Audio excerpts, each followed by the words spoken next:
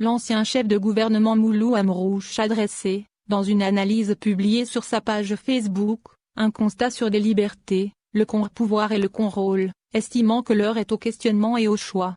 Pour l'Algérie, l'heure est au questionnement et au choix malgré qu'ils sont souvent cachés par quelques principes, conceptions, convictions et quelques revendications et slogans, visant à semer le discorde, le tromperie, les erreurs mortelles et mensonges dangereux, a écrit l'ancien chef de gouvernement. Pour lui, les libertés collectives, démocratiques, politiques et syndicales, le contre-pouvoir, et le contrôle, souffrent d'incompréhension et de mal assimilation. Elles sont également victimes d'une insuffisance en usage, et une absence néfaste dans le pratique politique, syndicale et sociale.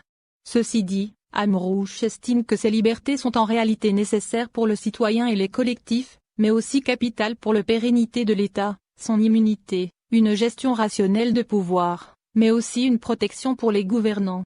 Il s'agit également selon lui, de la stabilité de pouvoir et la consolidation de la cohésion et de la solidarité sociale.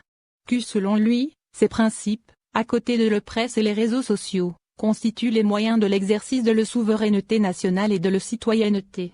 Mais aussi une immunité contre toute ingérence étrangère, et contre le chantage économique et sécuritaire.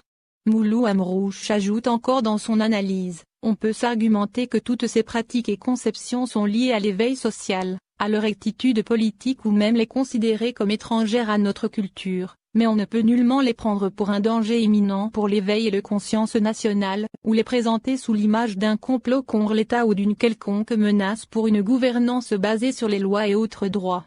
Au final, l'ancien ministre de l'Air de Chadli Ben Djedid estime que l'apport de ces principes dans le développement de la conscience nationale, le développement économique, social et culturel, constitue les preuves que présentent les pays les plus avancés. Il s'agit également selon lui de moyens efficaces pour lutter contre toute forme d'extrémisme, et aussi un outil pour combattre la corruption et toute forme d'incompétence, de gaspillage et de lutte d'intérêts.